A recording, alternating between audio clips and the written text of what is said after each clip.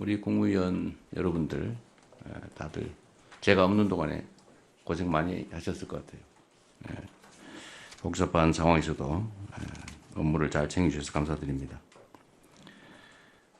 우선은 제가 일반적인 말씀을 하나 좀 드리고 싶습니다. 우리가 행정을 하다 보면 대개 공급자 중심의 이제 행정 공급자 우리 중심의 사고를 하는 경향들이 많이 있죠. 근데 그 뭐 악의가 있는 건 아니고 오랫동안 일을 하다 보면 아주 자연스럽게 그렇게 되는 것 같아요.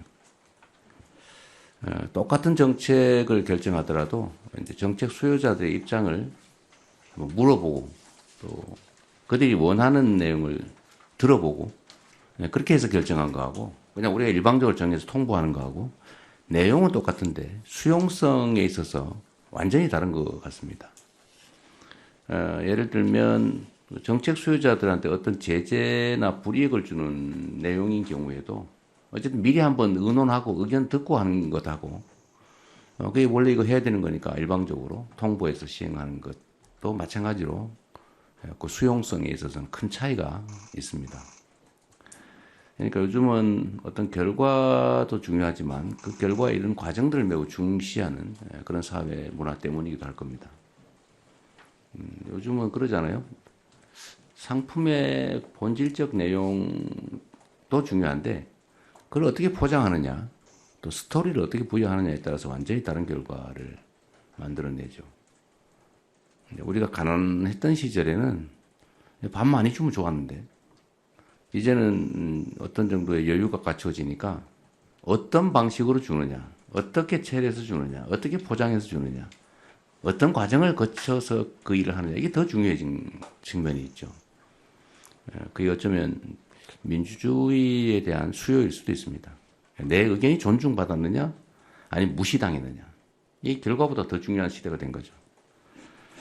그래서 오늘도 정책안들 내용을 좀 보면 이제 뭐 대체적으로 다들 준비해 주고 계신데 가끔씩 그런 흔적들이 보입니다. 그러니까 누구를 위한 정책인가 어떤 정책 결정을 할 때 그 정책의 영향이 어디에 어떻게 미치느냐에 대해서 방향이 약간 다르게 느껴지는 경우가 있어요. 제가 좀 공개적으로 말씀드리진 않을 건데 그런 점들을 한번 더 깊이 생각해 주면 좋겠습니다. 그리고 또 한 가지는 계속 강조하는 건데 어쨌든 우리가 쓰는 시간의 양은 곱하기 5,200만의 가치가 있다. 우리는 뭐 똑같은 일상의 일부일지 몰라도 우리가 하는 결정, 판단 이런 것들이 5,200만의 삶에 직접적으로 영향을 미치죠. 가끔씩은 국가의 운명에 영향을 미치기도 하지 않습니까? 그런 생각들을 좀 더 깊이 해주시면 좋겠어요. 언제나 뭐 그렇게 그런 생각으로 공직을 잘 다들 해오신 것으로 생각됩니다. 지금도 그러실 거라고 보지만 조금만 더 노력해 주시면 좋겠다는 생각이 들어요. 추경안은 오늘 우리가 검토하게 될 텐데 어쨌든 장기적으로 경기 침체가 계속되고 있고 특히 작년 12월 3일 이후로 심리적 위축이 심해서 뭐 있던 손님도 얼마 안 되던 손님도 다 떨어져 나갔다고 현장에서 너무 어려워합니다. 다행히 최근에는 조금 분위기가 개선되고 있긴 한데 어쨌든 본질적으로 우리 서민기업, 서민들이 겪는 고통이 매우 큰 것 같아요. 국가 재정을 이제 사용할 때가 됐습니다. 우리가 물론 이제 건전 재정, 이제 재정 균형의 원칙 뭐 이런 거 되게 중요하죠. 균형 재정해야죠. 너무 과도하게 수입도 없는데 마구 쓰면 안 되는 건 당연하지만 정부 재정의 본질적 역할이 있지 않습니까? 정부 재정은 민간이 과열되면 억제하고 민간이 너무 과도하게 침체되면 부양해야 되는데 지금은 너무 침체가 심해서 정부의 역할이 필요할 때라는 생각이 들어요. 그래서 추경을 좀 더 해야 되겠다는 생각이고 추경의 내용이 이제 문제인데 아마 갑론을박이 있을 겁니다. 또 의견은 다 다를 수 있죠. 이걸 어디다 집행할 거냐. 뭐 예를 들면 어떤 게 더 경기 진작에 도움이 되냐. 현금 지원은 별로다. 뭐 차라리 건설 경기 부양이 낫다. 뭐 의견들은 다양할 수 있습니다. 또 누구에게 지원하는 게 맞느냐. 근데 이것도 역시 생각은 다를 수 있지만 이제 제도의 취지에 따라 좀 차이가 있을 거예요.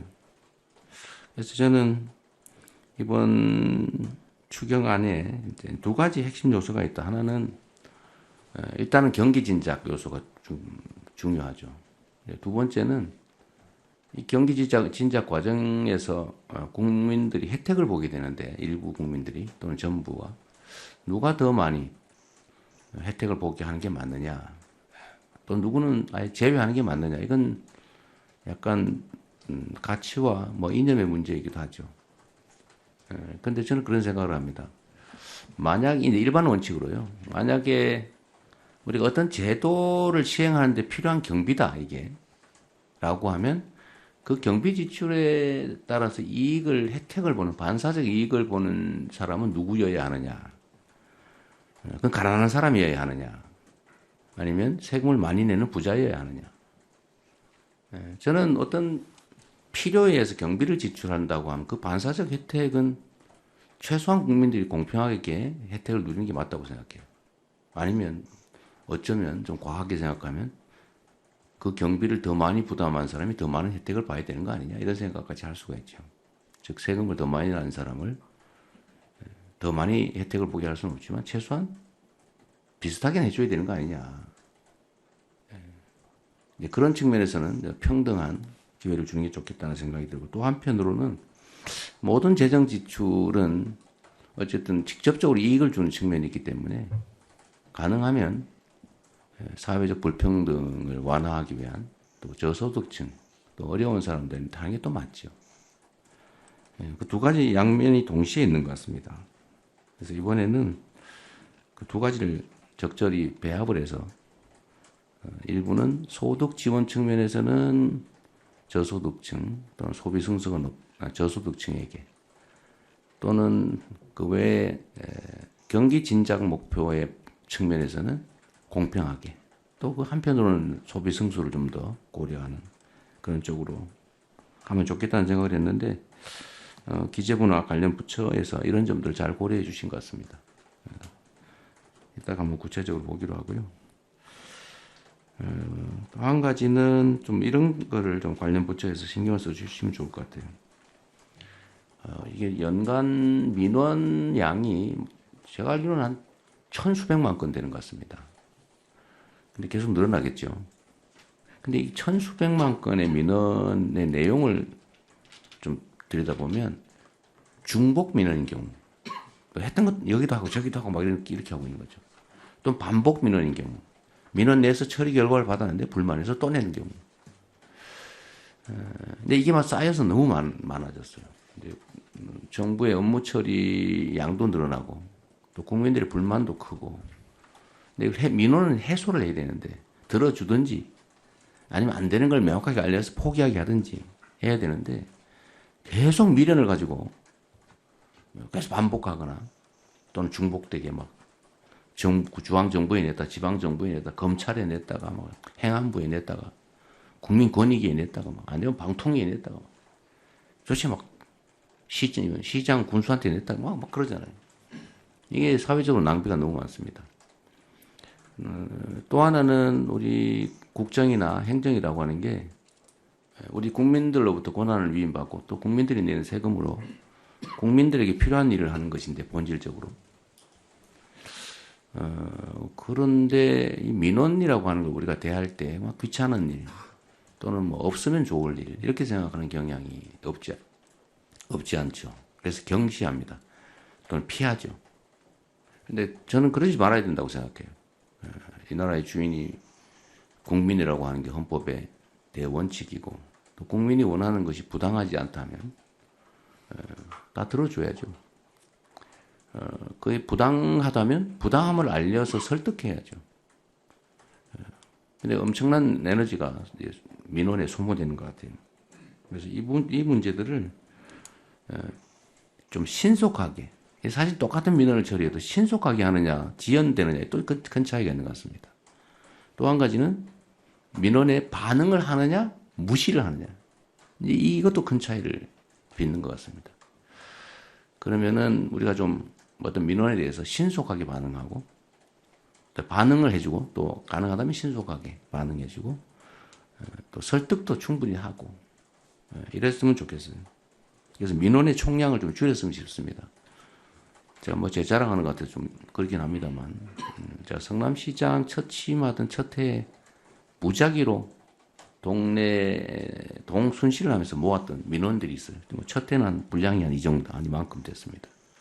제가 종이를 하나씩 나눠주고 다 쓰라고 했죠. 근데 제가 퇴임하던 해에는 요만큼 줄었어요. 그냥 다 이제 해소된 거죠. 미리 들어주기도 하고. 방법은 아주 다양하게 저희가 구사를 해봤는데, 어쨌든 국민들이 정부 행정으로부터 무시당했다. 소외받고 있다. 억울하게 처분받았다. 해줘야 될 걸 안 하고 있어서 배제됐다. 이런 생각을 하지 않도록 이 방법은 좀 최대한 찾으면 좋겠어요. 처리할 수 있는 건 최대한 신속하게. 처리 시간도 좀 줄여주시고, 또, 안 되는 건 안 된다고 좀 솔직하게 설명을 좀 해주시고. 제가 경험해본 바에 의하면 우리 국민들께서 민도가 매우 높아가지고, 안 되는 거를 생떼를 쓰는 경우는 그리 많지 않아요. 설명이 부족해서 그래요. 한두 시간, 뭐 두세 시간 시간 내서 신뢰할 수 있는 사람, 권위 있는 사람이 정말 진지하게 설명해주면 거의 다 수용합니다. 그래서 대개는 울어요, 마지막에. 고맙다고. 이거 미리 설명을 잘해줬으면 내가 이렇게 몇 년 동안 끌려다니면서 생고생 안 했을 텐데, 다 뭐 될 것처럼 얘기해가지고 미루는 바람에 조금만 힘 더 쓰면 될 줄 알고, 이렇게 휴가 내고 막 몇 년 동안 쫓아다니기 너무 억울하다고. 그런 경우가 상당히 많이 있더라고요. 진지하게 민원을 대해주면 좀 좋겠다는 생각 듭니다. 오늘 많은 안건들 준비해 주셨는데, 한번 같이 의논해 보시고요.